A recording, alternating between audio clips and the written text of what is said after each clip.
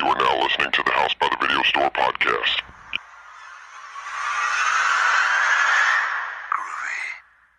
There's no more room in hell.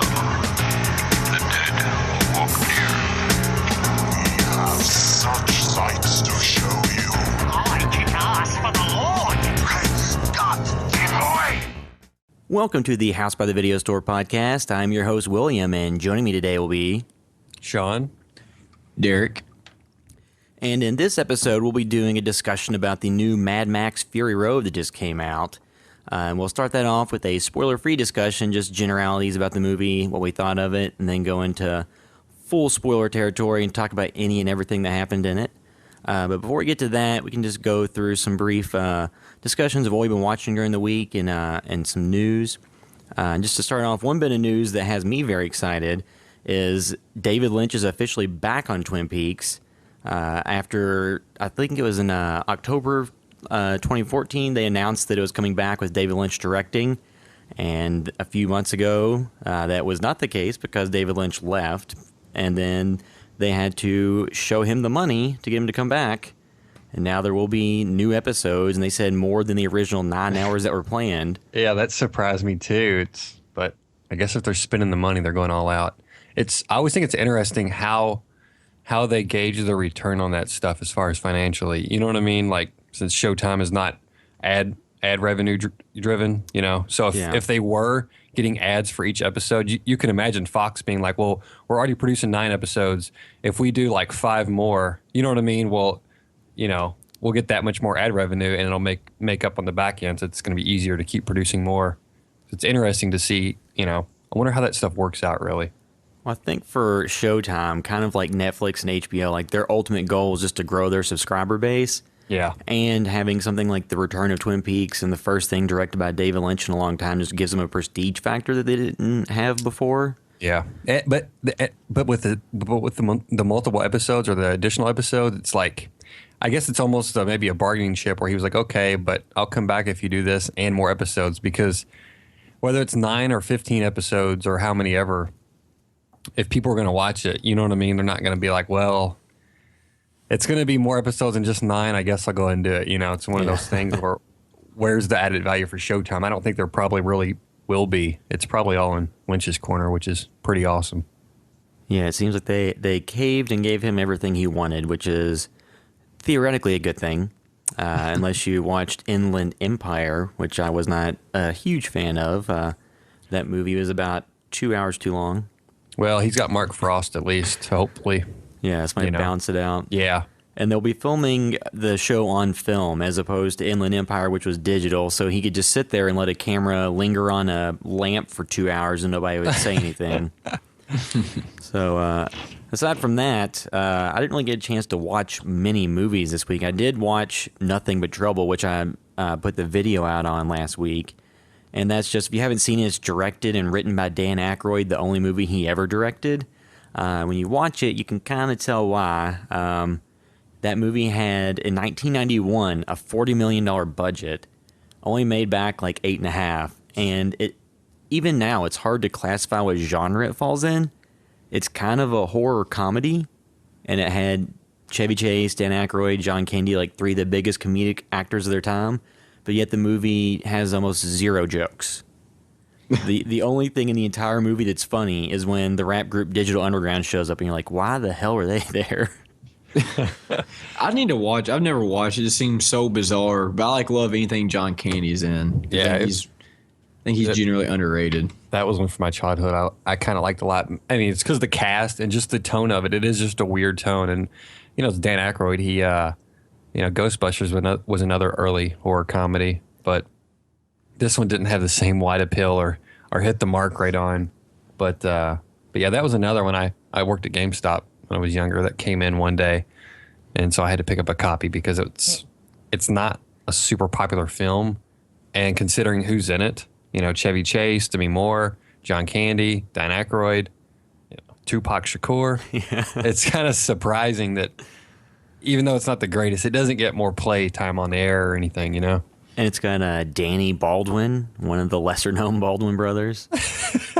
And that's what tanked it right there. It's odd for a movie that had that budget and that cast. No one talks about it. Like, that's why I put the video together, because nobody really done anything about it, so might as well. So that was pretty much all I had a chance to watch this week, because I've just been pretty busy. So, Sean, have you seen anything interesting?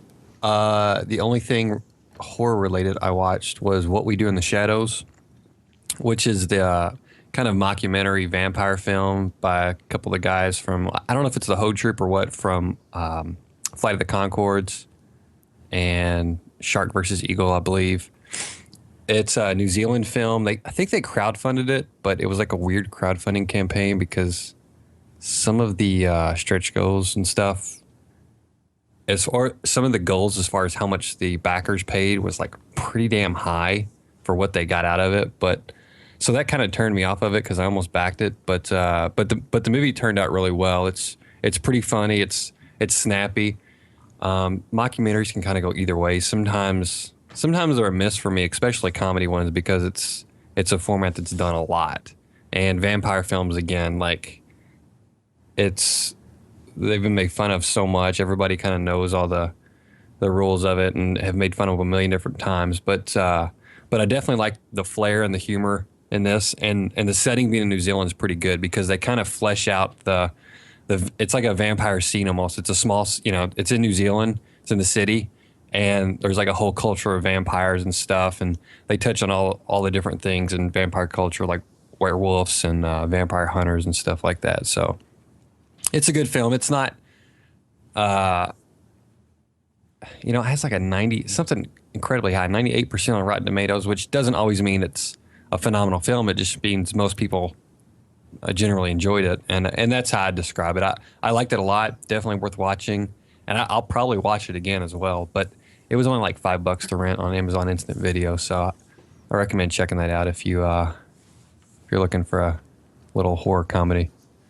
Pretty good effects in there too, and I think for me, like, I like the world they built so much and the characters. It's about essentially some vampires that live in a flat together, and I think it would have worked really well as a series too, because it really feels like they've figured out this world and the characters and everything, and it feels alive. But I would have loved to see this as like a 10-episode series or something like that. Doesn't one of the vampires look like the vampire from Nosferatu? Yeah, he's the oldest one. He lives in the basement. So and every one is like, I think 200 years old, or maybe 400 years old, or 200 years old, or older. And so he's like the old vampire because he's like 4,000 years old. So he's kind of like the creepiest one. But and then Jermaine Clement, he was in like, what has he been in? He was in Back to the Future.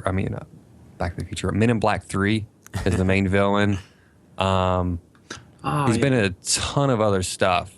Pretty funny dude. What else is he in? Muppets Most Wanted. I'm trying to look up some of his things. You say Miami's Most Wanted? No, Muppets Most Wanted. Oh, okay. Sorry. Same difference. The classic Jamie Kennedy movie, Malibu's Most Wanted. Oh, that's what I was thinking of. Malibu's Most Wanted. Yeah. But he plays essentially Vlad the Impaler, but it's a different name, and it's the Poker instead of the Impaler. So it's like I said, I like all the characters a whole lot. It's really funny. So I recommend checking that out. And that's pretty much all I watched that was relevant to this, aside from Mad Max, which was awesome. Watched a little bit of some shows and everything, but that's all horror related. Yeah, this week there's so much going on in town in Louisville this week. We had soccer matches and Paramore, and I finished playing Zelda Majora's Mask. I didn't really get much chance to watch anything that's relevant other than the Mad Max movie. It was just one of those weeks where it just seemed like I was busy from time it started till now. So I watched a bunch of Arrested Development, but Never Nudes are pretty horrible. All right, so I guess we can just move into our discussion of Mad Max Fury Road. And we're going to start out spoiler-free and save the spoilers until the end when we'll announce we're going into spoilers. So just to do a brief synopsis of what the movie's about from IMDb. In a stark desert landscape where humanity is broken, two rebels just might be able to restore order. Max, a man of action and a few words, and Furiosa, a woman of action who is looking to make it back to her childhood homeland.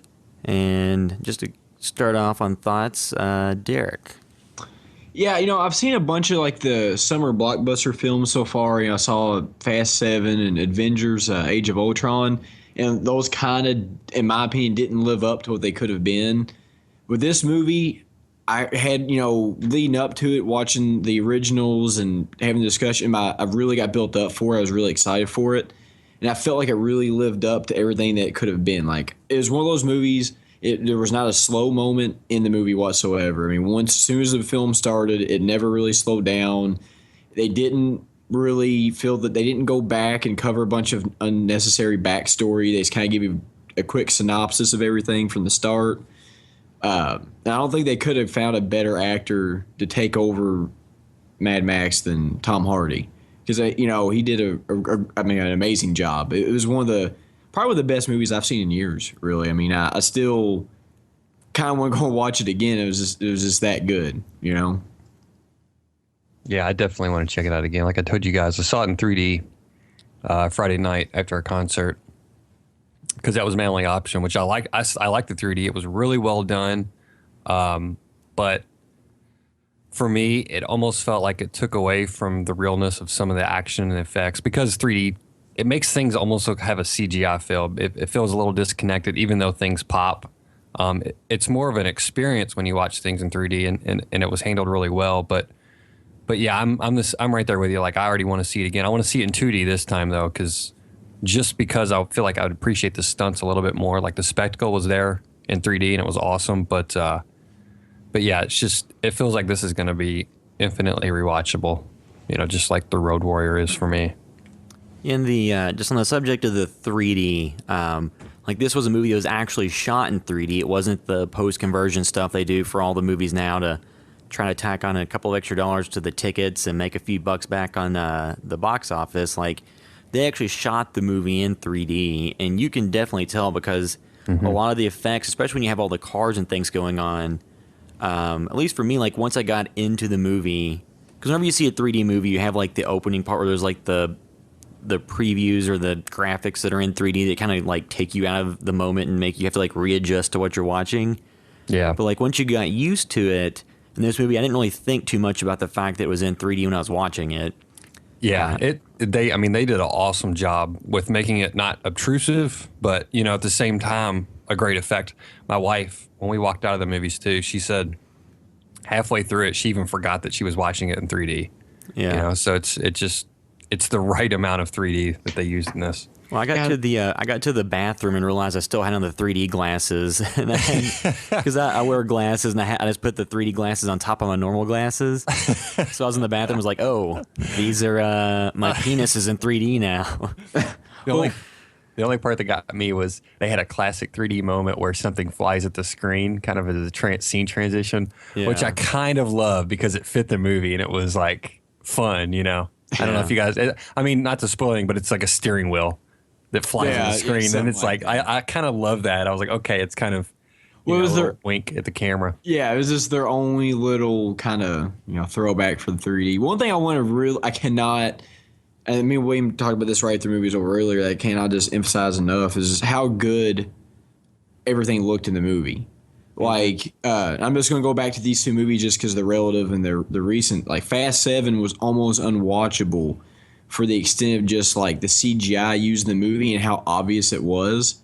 And Avengers was just an entirely CGI fest. Whereas this, they use a lot of it, but it just looks so good. It never really, like, this movie just is probably can hold up forever. You're never going to watch it like, man, that's kind of, all of it looked really fluid. It looked believable. And for the most part, like, there's nothing in the movie that I really watched. I was like, that just seemed completely just out there, like it was never even possible. I just really liked it. It just seemed kind of grounded, even though a lot of the stuff was just insane. It's the most fantastical stuff, but it seems real. It seems like it's actually happening. Yeah, and it also, everything they did fit in that world. Like, it all made sense. Like, all the just kind of outlandish characters, just like the way they presented them, the way everything was, it just fit perfect. Yeah, and touching on the CGI stuff, there was some video I watched recently about CGI in films. I don't know if you shared it, William, or where I saw it at, but it kind of talked about how, like the earlier Jurassic Park films, they used it to complement the film and when they had to, like for wide shots and stuff, but when possible, they used practical effects. And nowadays, like even the new Jurassic Park film, it's all CGI. There's no practical effects. And that's just how films are now, and they lose a lot of that impact. And it feels like this is the older style where they only are using as much CGI as they have to. They're not just using it because it's there or because it's easy. It's like we're only doing this for things just to kind of fill in the gaps. Yeah, and there's no like jumping the shark scene, or what was it, Indiana Jones, where he got nuked in the refrigerator. The fridge. Yeah, there's like no scene like that where it was just like really everything just seemed grounded, which I just love, because there's a lot of times in action movies they can just kind of go to another stratosphere and everything that happens. But one thing too I really appreciate about this film is they kind of threw it back, and it was so car heavy. Like every car in the movie was just kind of awesome. It was all just almost kind of like, if anybody's into cars, it's like a gasser look almost, because you had a bunch of 57 Chevys and older like 50s and 60s cars they just took, and even 30s and 20 or 30s and 40s. And they took them, welded them double on, and I loved it. It was just so cool to kind of see that, because like, going to car shows and stuff, you see cars that, not all of it seemed believable, I just really love that it was as heavy as on the cars it was, and they threw back the original car from the Mad Max series, which is kind of nice to see that in there. So it left some continuity in the vehicles in there as well. And two, one thing that, like, just, production notes on this movie. So George Miller was the director of all the Mad Max movies. So this is the fourth movie in the franchise, more than 20 years after the last movie in the series was made, which isn't exactly a recipe for a good movie, because anytime that happens, like, you get Indiana Jones 4. Yeah, exactly. Not that was a bad movie, it just did not fit in with the previous three. Like with Indiana Jones and the Kingdom of the Crystal Skull, like when you watched it in theaters, a lot of people had like this veneer over their like eyes, like, okay, I really love the originals, so like I'm going to give this one the benefit of the doubt. And you walked out of the theater thinking you liked it. Then you rewatched it like, oh, this is garbage. Well, that movie had the classic music. It had Harrison Ford. It had a few decent action moments, like in the beginning.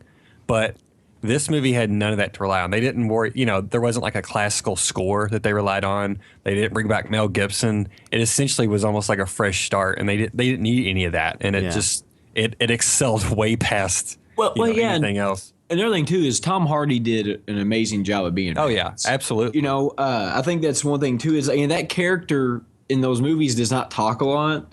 So that's one thing I think helps, too, is like, like he said, even in Road Warrior, he had, 16 lines or something? Yeah. So in Fury Road, he didn't have to talk a lot, but he did such a good job. Like, Mel Gibson isn't the type of actor that he was, 10 years ago because of all of his personal life stuff, I guess, or even longer than that.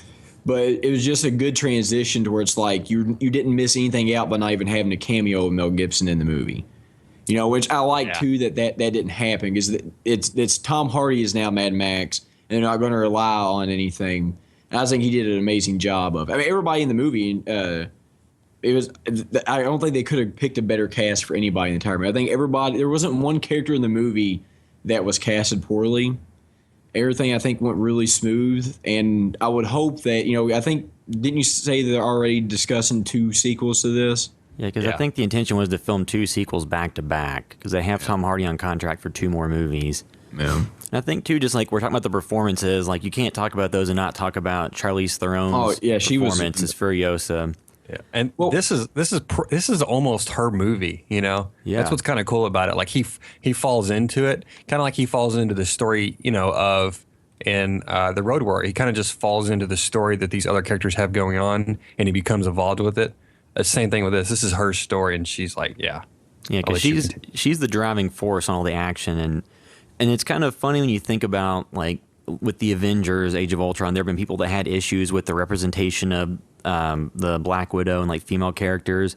like in this movie, it's kind of like a heavy R-rated, like big time action movie that's got kind of like a feminist slant without being outward about it or making it a point.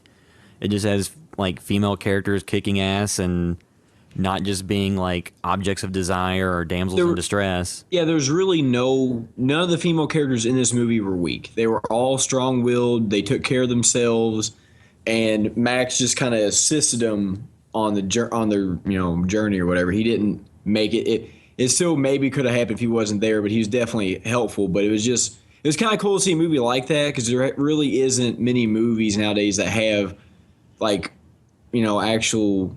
She was believable in what she did in the movie. Like you could think that something like that would exist. And too, she wasn't like, not that she was like overpowered him. She has one arm in the movie. She's got a mechanical, but it's not like she was stronger than him or whatever. She seemed to be smarter than him almost in some elements, or you know what I mean. And she had her shit together. Well, I think I've read where some people said like that Max was just like pure unadulterated like survival and action. And she was that funneled through a useful filter. Yeah. Because she was like, but she had like a purpose and was more thoughtful of things. He was almost like a muscle. Yeah. Muscle the entire movie. Then the main bad guy, Morton Joe, was played by the same actor who was Toe Cutter from the original Mad Max, which was a nice callback. Even though he's completely unrecognizable and it's not the same character, he just looks crazy as hell in this movie. Yeah. And the get-up that he's in. Nicholas Hoult is Nux. I think that's one of his better roles. He did an awesome job in this. Yeah, I mean, with the amount of screen time he had, like, he definitely was a character just from the previews with the makeup, and I was like, he might be annoying, but then in the movie, it's completely the opposite. He's definitely a key character. Yeah, you really like the character too by the end of it. Yeah, and at first he's not. I'm not going to spoil where the story goes, but you end up kind of liking who he is. He isn't who we thought he was. Or is he?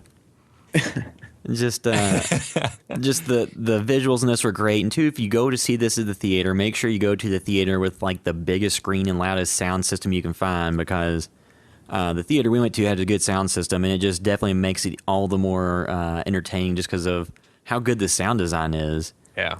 Well, one other thing too that's good about this movie is, a lot of times you go to these big name movies, some are blockbusters that are PG-13, and not to knock on children at all, but a lot of times it's hard to enjoy movies because you go in there and you have people who would bring like infants to the movies like this, and you don't have to really worry about that, or smaller children since it is rated R, so you get to really enjoy the movie a little bit more. Because like seeing Age of Ultron was almost impossible when I watched it because it was like family night or something. You know. To be fair, when I saw the remakes of Friday the 13th and Last House on the Left, there were both small children in that. In that there were small children in there, and it's like people have no disregard. It doesn't matter.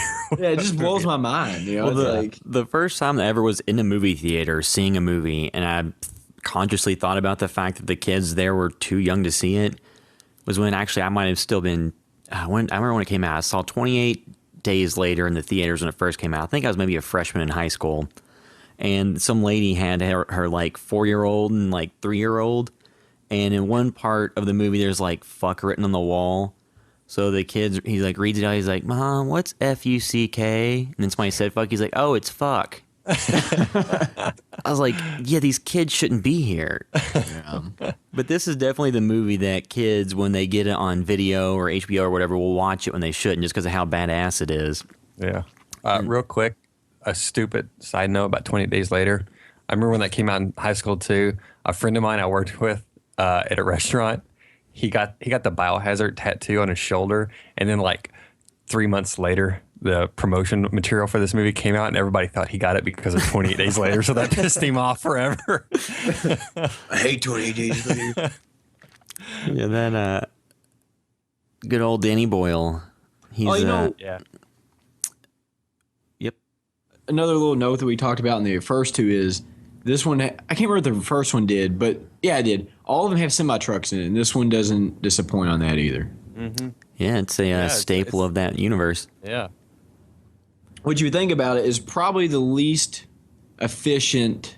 I mean, I understand the size of it, but it's like if I was going to be driving something, trying to get there in a hurry, semi-truck might not be what I'd choose. But it depends on what you're hauling. So, yeah, and just everything about this movie was awesome. It was a summer blockbuster that didn't have to fill it up with 15-minute scenes of everyone just sitting around and talking to give you exposition to explain what's happening. Yeah, everything was told through the action, pretty much, which is what I love, because a lot of movies, I'm weird on this because I sometimes I complain about movies not explaining enough, but the movies that can get away with not explaining anything, that are the ones that can efficiently like convey messages on screen, and this movie did it very well.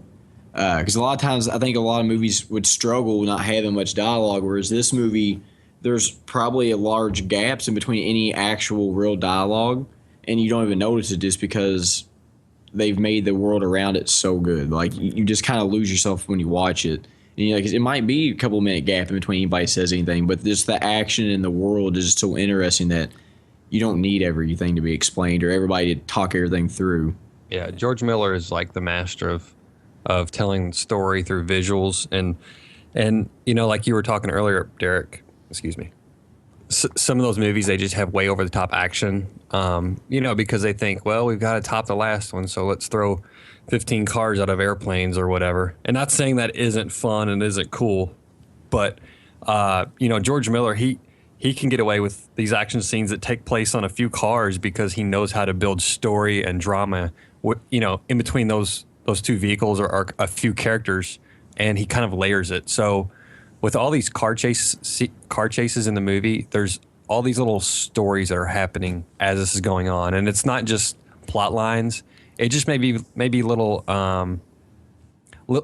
little things that are happening. Like, okay, well, now we're watching these two guys attack the tanker and hop on the side of it, and you know they're going for this certain person while you're watching maybe the driver battle somebody else, and there's all these layered action moments in the film, and you're always they're always intertwining and going in and out, so you're always focused on multiple things at once, and the action scenes never seem drawn out.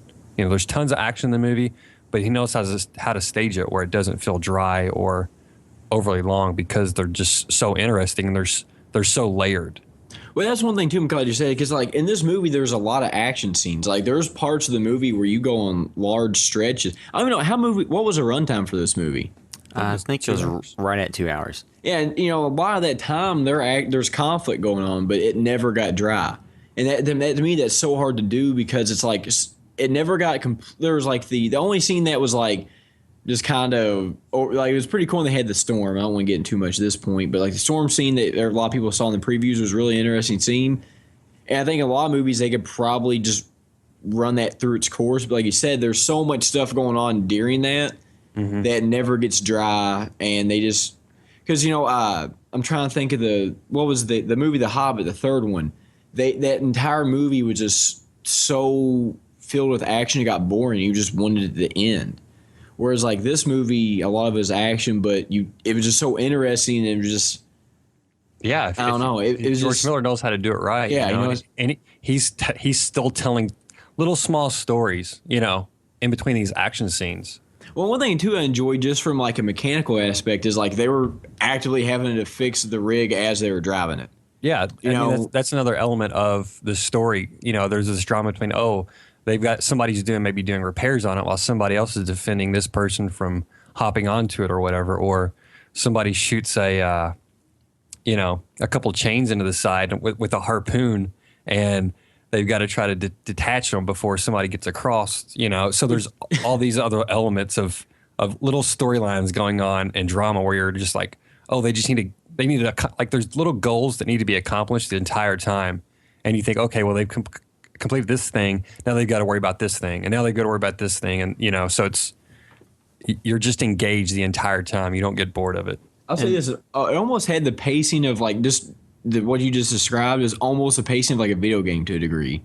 Like a lot of it felt like you said, there was always stuff going on. If it wasn't this, it was that. And there was such an immersed cast at one point in the film that they could keep going through all these different people, and it never got boring, which I think was effective. Like, I think if you had maybe a little bit of a smaller cast, it could have got a little dry. But since they continue to kind of introduce different people and had all these weird people, and you don't know who's going to die, who's going to live, because the cast is so large.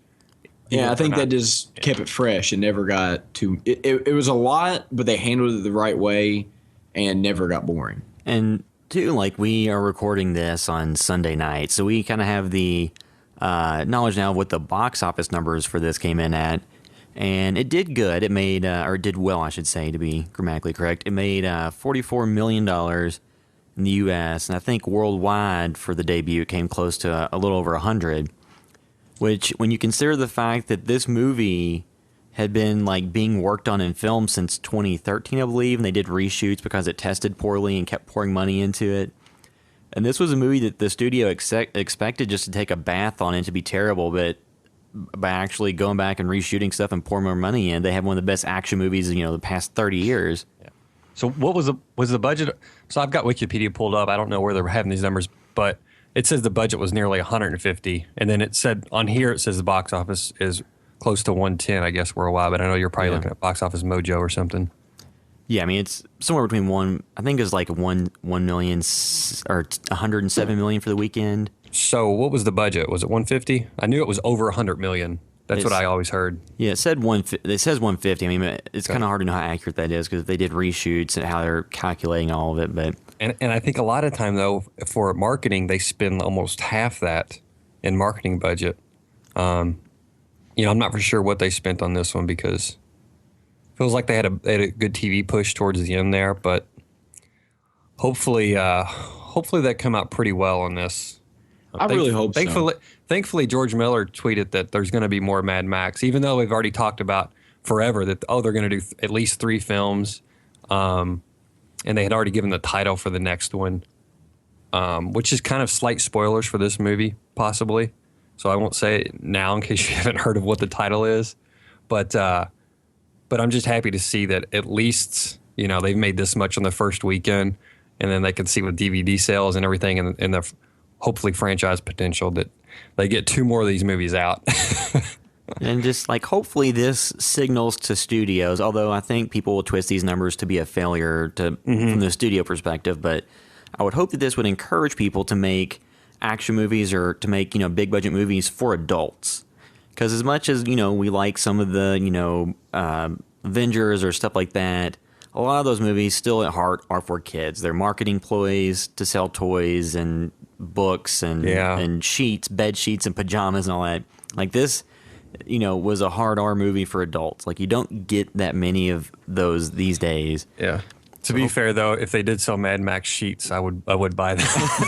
Well, I'm gonna say this, and I think it's just refreshing. I know I've talked about this in the past couple podcasts. It's just refreshing to finally have a movie come out that is a big time or big name movie, and it's not a superhero movie. I want to see some actual action movies like this for once that don't rely on a. And I know Mad Max is a name that goes back, quite a few years really, but it hasn't been current since what the mid to late 80s. I think Thunderdome was like 87. So you're talking about a movie that back when Tina Turner was big named. I wasn't even born yet. I was still 3 years removed from being born. So it's kind of nice to see him bring a movie back because for a lot of people like me or people that may be a little bit younger, like it's just kind of a fresh movie. It's not something that's because even with Marvel movies with Spider-Man and all those, you have all the constant cartoons. I mean, they've been running loops on those cartoons since some of them since the 70s, 60s, 70s, stuff like that. So it's kind of nice to see something else come out a little bit, and maybe this. I really want to do good because I think it was a better movie than any of the other ones that came out so far. Hopefully Jurassic Park will be good too when it comes to our Jurassic World. But I really like this because it's not like Tom Hardy's not a small actor, but he's not as big his name as Robert Downey Jr. or any of those guys. So it's kind of nice to see somebody else maybe come out there and get a little spotlight in a movie that's not so kid friendly too, because it's kind of nice to have a movie. It's kind of a throwback to the, I wouldn't say this movie is ultra violent, but it was pretty violent. But I kind of like to see a movie that's kind of a throwback to some of the '80s stuff. You know, like your original Mad Maxes, your RoboCop, stuff like that. Where it's kind of harsh almost, you know. And correction on me, Beyond Thunderdome came out in 1985, not 1987. So you had just been born. So it's been a long time since the movies. They're not fresh on anybody, you know. Yeah, I mean they've hit like people have probably seen those movies on cable, and if you're like, everybody knows who Mad Max is. That's 20 or older. Yeah, if you ever watch AMC, every now and then they'll have like a Mad Max weekend where they just run the movies on a loop. As they should. Yeah. So and my dad now watches them. They better get the rights to this so they can just air them all. Even though another thing too, if you haven't seen the other films, you don't need to. Should no, you don't. Yes, you should because they're good. But you don't need to. You could just go in and watch this. Don't let that stop you from seeing it because I know sometimes there's some films I don't see because like, oh well, I'm behind on watching whatever.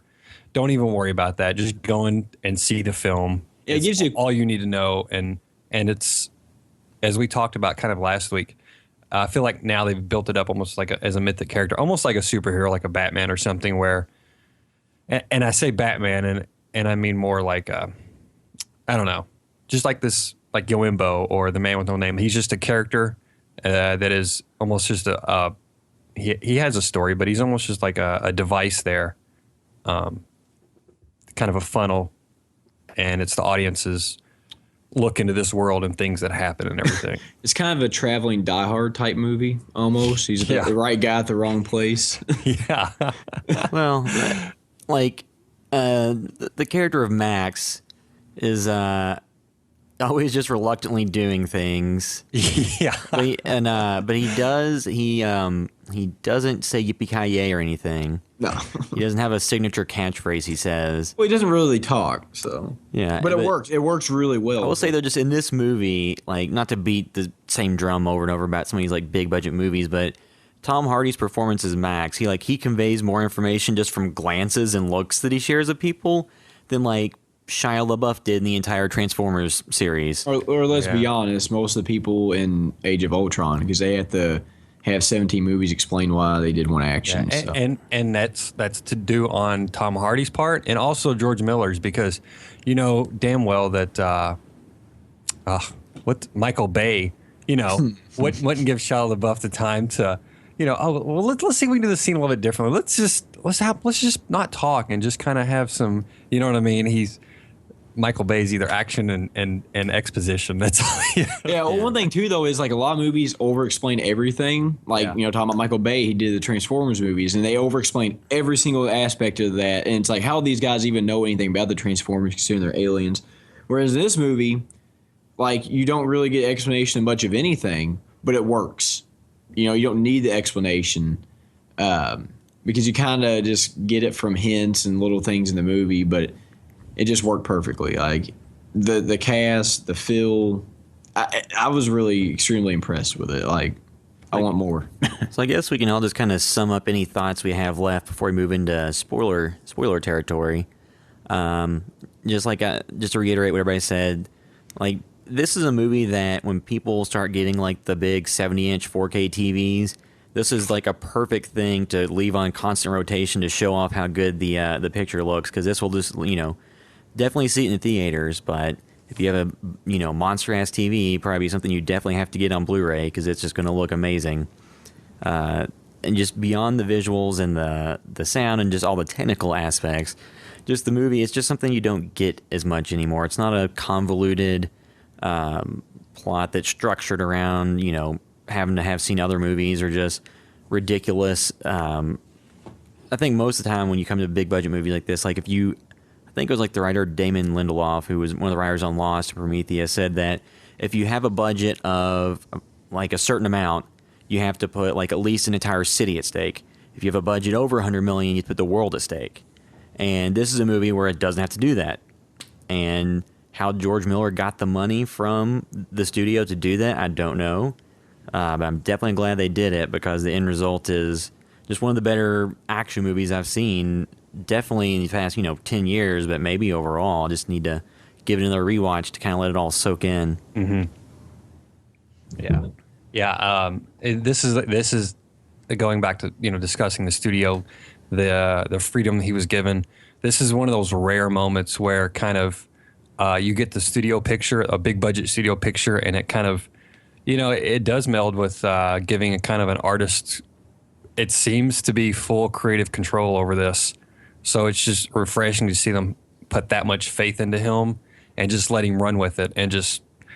Again, we heard all the stories about the reshoots where it shot over a couple of years, I think, few years, because they went back and did reshoots and stuff.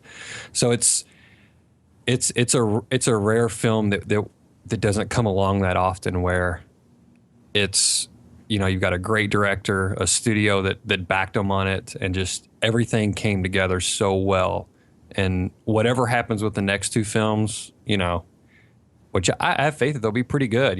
George Miller knows what he's doing, but whatever happens, I'm so glad this film exists, and I had astronomically high expectations, and it lived up to them, and definitely a film I'll be seeing again in theaters, probably 2 more times at least. I think in 2D, probably 3D again also, but definitely go check this movie out this summer. Who doesn't like going to the movies and watching a big summer blockbusters? And this is one that doesn't disappoint.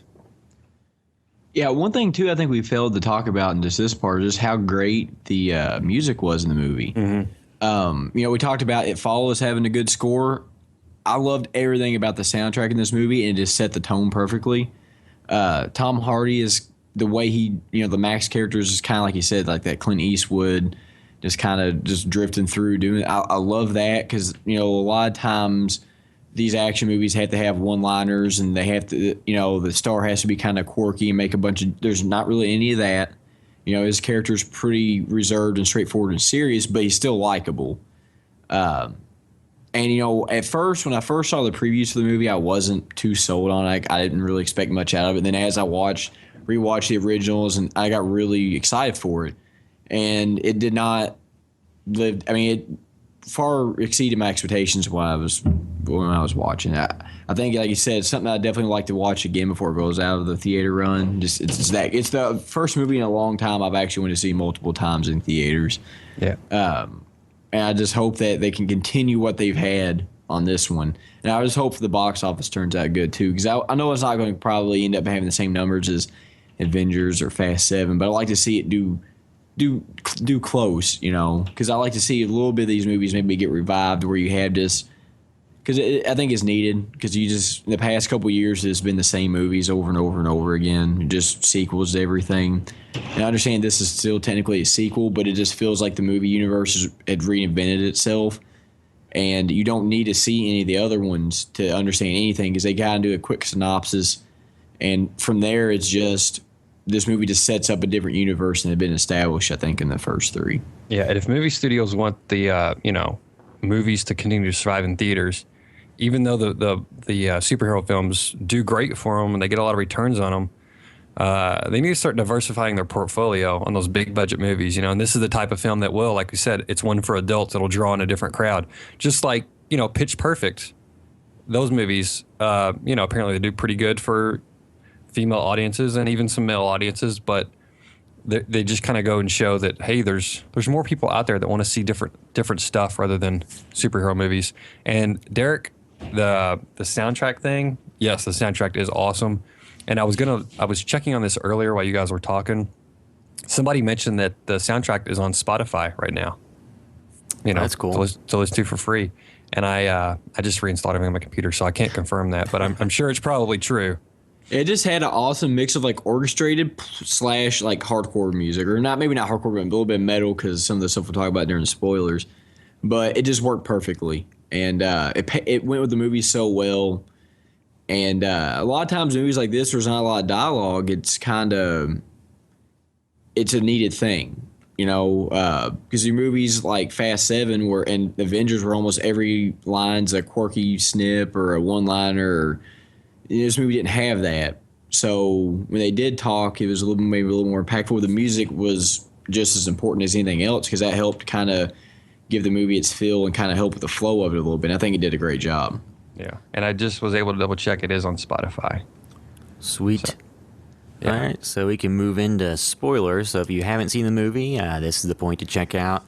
If you want to see what we're doing on the internet this week, you can go to housebythevideostore.com. Look us up on all of our social media accounts. We have links on there for Facebook, Twitter, Vine, Instagram. And you can always go to our YouTube channel and subscribe to House by the Video Store. If you want to find more of what I'm doing on the internet, you can find me at Will_Droid on Twitter. This is Sean. Mine's at Blevins Sean, BLEVINS SEAN. Derek? Yeah, again, I use Instagram a lot all the time, so if you want to check me out, it's Meta World Derek on Instagram, and I usually post on there quite a bit. All right, so now it's spoiler time for Mad Max Fury Road.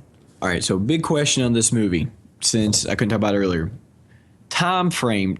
This movie almost has a timeless feel to it, but I wonder what kind of time frame it's supposed to be set in. You know, because I don't remember from the originals what years it was set in, if it's just set in the 70s or 80s, or it's maybe a little in the future or not. But I know it's kind of irrelevant because the way the movie flows, it really doesn't matter. But it's kind of interesting to me that to see, like, where that movie's time frame is. Because one thing that kind of messed with me a little bit on the story is you had, what was it, Mortal Joe? Immortan Joe. Immortan Joe. Because I understand, like, this is supposed to be the original Max. But it almost felt like that for them that they had several generations of, like, the people with the birth defects. So it's kind of, that's the only thing kind of messed me on the time frame of this movie, is like it felt like, you know, that they had been in that type of post-apocalyptic world for like 30 years. But Max's character, you know, at the most, let's say there's a 10-year difference between when all of the events originally happened in this one. So I wonder if that's just something they're just not going to ever talk about. Yeah. Or, Well, even the first one, at the beginning of the first Mad Max, I think it just simply says a few years from now. Like, they don't really establish time frames. Yeah, I thought that was smart. Even early on, they were very specific in knowing, like, okay, let's just say this, because in that way, this movie can apply to any time and any place. And I think that's kind of the feel for those movies, where they don't want you to really think about the time and the place. And it's kind of, he's, at this point, I think his character is just there, and it is just what it is. But I also love the character design for Immortal Joe, because it's just so, like, bizarre. But it fit in perfectly. You know, with, what was his name? Humongous? Like, it was just a creepier, more disgusting version of that. You know, he had all the, you know, they're showing him putting all of his armor on. Kind of almost made it look like he had a six-pack earlier in the movie. In the first show, he has all, like, the lumps, and his skin's all, you know, just kind of festered looking, I guess, from radiation or some type of sickness he has. And the weird mask he wears, which is kind of funny because it's kind of similar to like a Bane mask that Tom Hardy wore when he was Bane. That's what I was thinking of as soon as I saw it. I was like, that kind of reminds me of Bane a little bit. Again, they just like, they show a little bit of backstory to his character without having to go into it. It doesn't matter how he is or why or whatever. It just knows, you just know right away, this guy has a story. He's messed up for some reason, and that's just how he is. You know, it just add layers to the world already, you know, as soon as you see him. And they just kind of drop it from there, and, you know, and kind of don't go back to that. And just like the interplay between Furiosa and Max in the movie, it's really cool because it starts out with an uneasy alliance, and you just see as the movie goes on how they become more and more comfortable with each other, and trust each other more and more, and like they don't even have to really talk; they just know what to do. Well, it's one of those things too where you could almost say they're just the opposites of each other. Maybe not the opposites; they're just, she is the female version of Max. Like I said, I think it's just that they both have the same core. Just she filters it through being, more of a human towards the character of Max in these movies. It's supposed to be just kind of like a shell of a man who, when he lost his wife and child, just, kind of hauled him out, and he just became pure survival instincts. And, the humanity in him gets tugged on, and he comes back and, ultimately does the right thing. But he has nothing to fight for but himself, because he has lost his family, from the first film. But she has so much to fight for, and she has these women that she's rescued and everything. So they have different goals, but it's how they intertwine and kind of end up together. One thing too, I kind of like the way they set Max up on this movie is the very first scene. He's really gruff looking, and he's got all the long matted hair and the beard, and he grabs a 2-headed lizard and eats it. I think it just kind of set the tone right for him because at that point, like you said, he was almost kind of animalistic at that point. Mm-hmm. And I like that they had the throwback to his original car in there too. Yeah. And he's still wearing the same jacket, right? Doesn't he? He makes a reference like he's give me my jacket back or whatever. Yeah, so it's one of those still things like it's nebulous. Like, so the timeline is this after Mad Max, but before the Road Warrior, or between the Road Warrior and Thunderdome, or after Thunderdome? Because he has his car, but his car gets destroyed, so really doesn't fit into the timeline. But I mean, I think they're just doing if you look at a movie series, it just doesn't give a shit about continuity. Like the X-Men movies, none of the timelines in those make sense. Like ages are wrong. I think this one they just throw it back in the universe. You don't have to really think about it too much. Well, that may have been too just kind of an Easter egg for the original fans too. It may have just been like we're just going to do an homage to the originals and just have this in there, just kind of like a pre-existing fan thing. So it may not go into that too much. I think it was just kind of nice they even had it in there. Or maybe he went and found another one and updated it. It's true. Well, it still had the supercharger hanging out of the hood, which is really awesome because in these movies they have a lot of blowers and superchargers. They're really big on that. I love them blowing gas when they're racing and they're blowing gas in the front of it. Yeah. Again, that's just one of those little storylines going on where you're paying attention to other stuff, but at the same time they're trying not to blow the engine, but they're trying not to let the other car cut in front of them. Yeah, and it's just the effects in this are great, and there's so many interesting visual things they had going on, like the like having Max strapped to the front of a car with essentially like a metal muzzle for a while.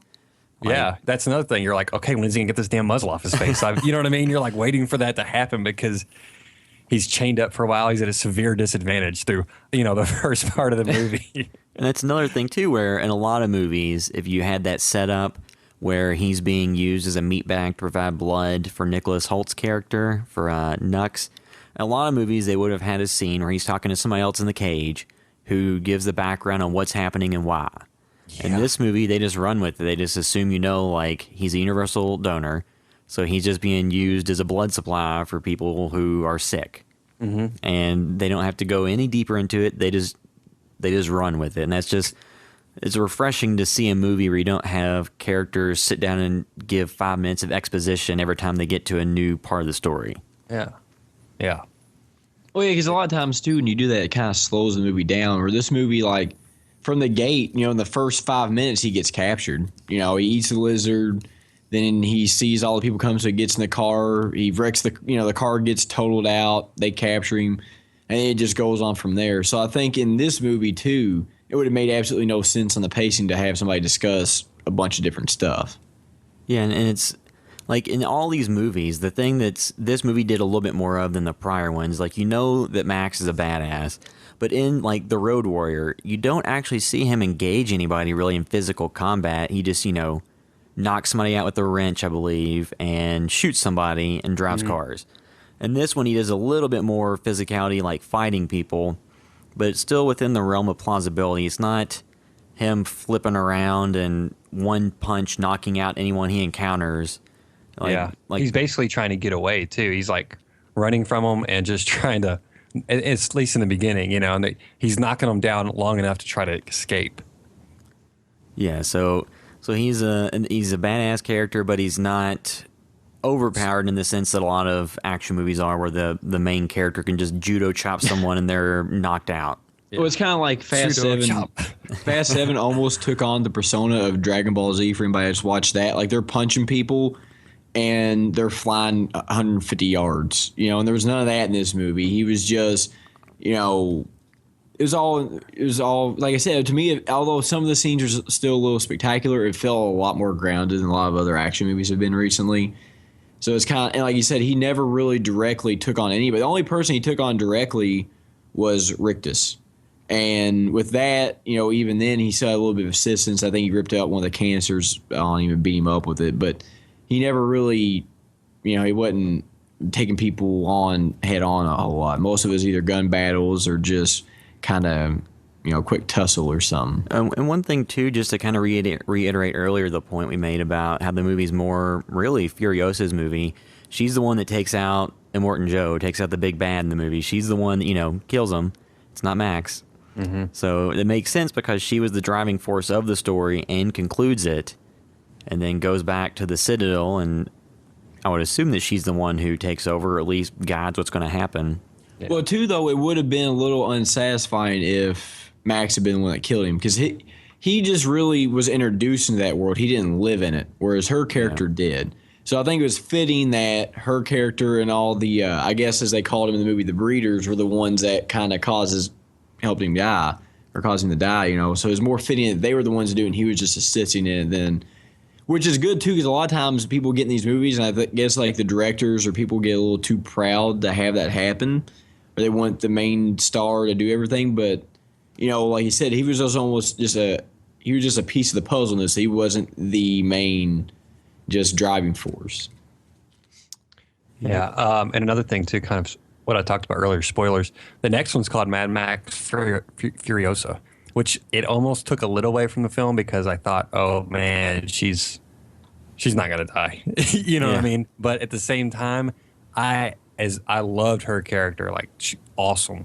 But I kind of like the Mad Max movies because he gets thrown into these different stories, and you see these different little pockets of the world, the post-apocalyptic world, these different little civilizations, I guess, that have kind of grown up in these areas. So I'd like to see these movies go in that direction, where the next movie might be just some other little place, and then the third one's another one.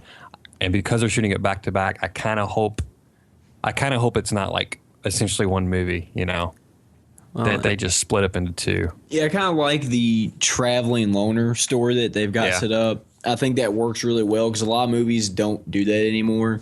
So I kind of hope that's the route that they take, where it's just an independent story of each movie. Maybe there's a little bit of continuation from it, it's fine. But I kind of like independent stories a little bit with the same characters in it, because then it kind of keeps it a little interesting. One, too, I haven't really read or heard any story elements for the upcoming movies. I don't think anybody's released them or talked about it.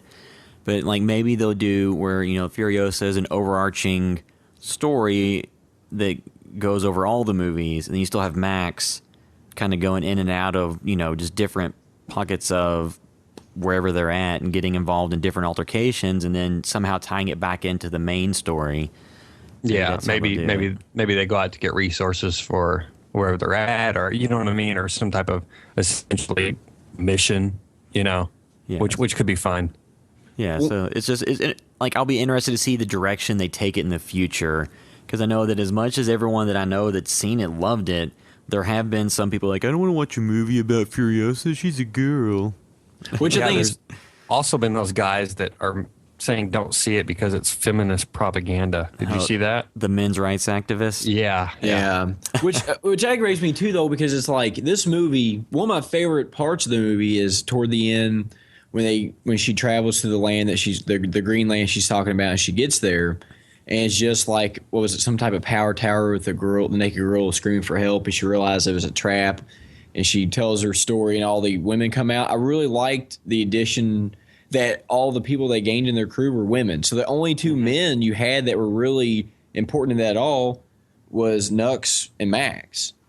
They were the only ones that were good in the movie. All the other men were just kind of, they were all villains. But I think it was kind of a refreshing take almost, because you look at movies like Avengers or the Fast 7 movies are a little more diverse, but I hate to pick on those two franchises. Yeah, we should find some different but they're just fresh in my examples. mind right now, because they're relative to 2015 because they came out in the past month. But there's always so, men heavy that it kind of detracts. The women are just, usually they just have very feminine roles. They're kind of the weaker characters. But in this movie, they were the strong ones. What? It's kind of like in the Alien franchise of Ripley, she was typically one of the stronger characters. It was kind of nice to see these characters being the strong ones as well. And they were the more likable characters, too. I mean, not that you had a huge pool of characters to like, but it was just kind of refreshing to see, because a lot of the women were not elderly, but they were older. So it's kind of cool to see a bunch of older women kind of not doing roles you typically see 50-year-old women plus doing. They're not usually killing people and jumping around on semi trucks and fighting. They're usually the useless that's ones. true. You know, they're not riding motorcycles and blowing people up with shotguns and explosive grenades. You know, they're not doing that. They're usually the ones that need help. But in this movie, they were kind of just taking charge and everything. And two, it's a credit to George Miller and just the creative team on the movie that you cast Tom Hardy and you cast Charlize Theron and you don't put them together romantically. Like in these movies, past the first one, Max is pretty asexual or just not interested. But I was having a go ahead. Let's say if he was to date Furiosa though, she would give him like the world's worst hand job. I was talking to somebody at work, a friend of mine, and she's very conscious of feminism and everything. And we were discussing these movies, and I said, no, you've really got to check out. She hadn't seen the originals, and she was discussing the men's rights group or whatever with me, and she was, what is that test called? The Bechdel test, or how you pronounce Bechdel it? test. She was discussing that, and I said, "Oh, I'm sure it passes it because even like after the first Mad Max, it's like the world is in such a bad place. Like, a girlfriend isn't on Max's mind. It's like people are just out to survive. I mean, sex is a thing, and there are people in relationships in these movies, but for the most part, like things are so bad, everybody's just trying to survive." And that's another thing I love about these movies. And probably dirty and gross, too. Well, I'm going to throw a weird comparison. Let's just go to Zombieland. It just complicates things. Because like in Zombieland, for first half of the movie, nobody would tell each other their names and stuff. Whereas this movie kind of took that, too. Is like knowing names and getting close is just a bad idea. Because realistically, you're going to die. In that atmosphere, in that world, just the way Max is, if he were to get romantically invested, that's just something else to weigh him down, something to anchor him, something to keep him a little more grounded, which you don't need to be in his situation, because the more animalistic you are, maybe the higher your chances are survival. Yep. And one other thing too, just like going back to the topic of Furiosa and that, like, as a character, one thing I did like is nothing her character did seemed unrealistic. Because you have some movies like with Angelina Jolie in them, who's like 90 pounds and she's like drop kicking people and they're flipping in the air and stuff. This wasn't that. It was much more grounded. Even though there's a lot of very heightened, dangerous things happening, it's still all theoretically within the realm of possibility. Or you could at least see it happening. Yeah. Some of the stuff I wouldn't be on the platforms that are tilting back and forth like they were on the. But I think everybody wanted to die in battle because they kind of been brainwashed by Joe. So, well, I like too though the other. I don't know the other characters' names, but like the other crime or like the other like, I guess like leaders of the crazy people. Like the big fat guy where his feet were all like so swollen they busted out of the shoes, and like the other guy that Max blinded or Charlize Theron blinded by shooting the light out. Like they were really interesting too, but they never gave any back, which worked good because there was no backstory. I mean, you just hated them, like, and they're all had these interesting tidbits. Like the real swollen guy had the fake nose, and you never really got to see what Immortal Joe looked like without all the stuff on, but you knew it wasn't good, because he had the mask on, and like you said earlier, you saw him without a shirt, and he was just had lumps, and it was just kind of festering. But I think they developed these characters and made them so unlikable that and most of them died in enjoyable ways for the most part. Yeah. Another thing too, like, people just die in this movie, just like the other ones.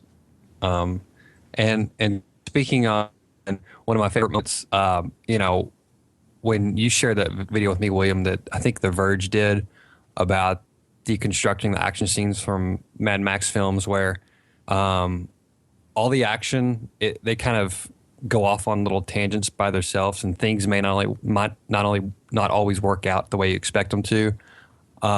They build up that big moment whenever was it Nux that told Morton Joe he had been on there, or was it somebody else? They had been on the tanker and he knew how the underground access to it, so he's I'll go kill her. And he hands him the gun, or he said, I'll take her, whatever. He said, no, go ahead and kill her. And he hands him the gun. As soon as he jumps on, he gets pulled by a chain or something, drops the gun. Yeah, because he still has Like- the chain on him earlier from when he was getting blood from Max. Yeah, so he gets stuck on the tanker and he falls off to the side, drops the gun, and almost kills himself. Yeah, that's So- just like a perfect example of all the action in the movie because it's always unpredictable. Well, Whether you think you know what's going on or not, it can always throw a twist at you. And sometimes you may guess what's going to happen, and it does. And then other times, because it does that, it'll jerk you, a hard left turn, and you won't expect what's coming. I think one of my favorite scenes between the interaction of Nux and Max, just to show how, because Nux at the very beginning wasn't like a likable character, but as the movie went on, they developed him, and they just kind of like reluctantly joined because he failed so many times with what he was trying to do. It just made more sense. Like, he got so far in with Max, and then that was really his only option. But one scene I love is earlier in the movie when Max became like the blood bag, as they're calling him. He took his jacket and his left or right boot. So Max knocks him out, takes his jacket back after they flip the car over, and takes his boot. Well, later on in the movie, they're going through like the marshland, and Max tells him to keep driving the truck, and if he's not back, just drive off. Well, he comes back with all this stuff. He's bloody from killing everybody, and he gives Nux a boot. Because Nux is missing one of the boots, which I just love that scene. So like all this shit that's going on, he's still just like, it's just like probably one of the most enjoyable scenes, just because of how ridiculous everything is, and he still makes sure to grab him a boot. I love too that. Go ahead. Just the relationship between the relationship between Nux and Max kind of reminded me of Max and the gyro captain from Road Warrior. Yeah, it did. Yeah, or from yeah. Again, a reluctant relationship on Max's part, but eventually, Nux is like, ready to be friends with him essentially. Yeah, kind of how the gyrocopter was once he realized Max was such a badass. Another thing, that action scene, Derek, I loved it too because it all happened off camera. Yeah. You're just there in a marshland, you see a big explosion and everything. And then Max is like, what the hell happened? Like, you can only, at that point, you're trying to imagine what the hell he did, And another thing, too, I love is, like, he's running the water out of the tanker. And he's like, what is it? He's like, mother's milk. So he goes and kills all these guys, he's covered in blood, and then washes himself off with breast milk. I mean, and he didn't even have to go to Craigslist to get it. It was just right there. Just in a tanker, running, free flowing. All right, so I guess we can go ahead and wrap up any final thoughts since we're over an hour now. So like I said, I think we've covered everything I want to talk about. It's an awesome movie. Definitely worth rewatching a few times, just to kind of let it soak in. And I'll have to kind of rewatch it to assess, but I think it is at least as good as The Road Warrior. Definitely better than Thunderdome, and I liked it more than the first one. So I think I'm with you right there too. Like I love it, and it's again, you always kind of got to take a step back from these movies and wait because you get so excited because you anticipate them and everything. But I think at the very least, it's right there up there with The Road Warrior. I think one thing too that needs to be said, I might have already said it, is just you forget that Mel Gibson even ever did the role after watching Tom Hardy do it. Which and he did it, and when Mel Gibson did, he did it perfectly. But it's just, to me, I think sometimes, I know it's not as iconic characters like your Indiana Jones or James Bond. Because a lot of times, like everybody, it's sometimes I think it's hard to, when you take a role over like that, to do better than the person that originally did it. Not to say that he did it better, but he did it just as good. And if anybody's diehard fans of it, I don't really see him having a problem with him doing it, because he just did it so well. And I like, too, they didn't feel the need to make a Mel Gibson cameo. It was Tom Hardy's spotlight. It was his movie. It's his character now. They didn't bring in him.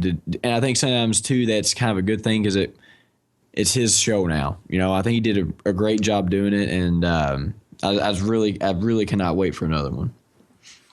Yeah. And I'll be interested to see if, this stuff may not come out really, but who's trying to go after George Miller that, kind of maybe wrote him off, even though, Babe Pig in the Big City got great reviews from Roger Ebert, and Happy Feet got great reviews from what I remember.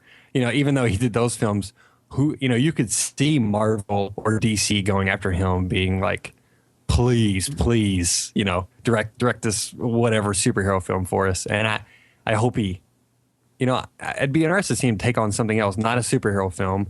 Although I would like to see his spin on it. But he's an older guy. I honestly don't want him to waste his time on it. I'd rather him do the Max films and then do something else too. And really, as much as I love this movie, if he didn't do another, it's a done deal as of now.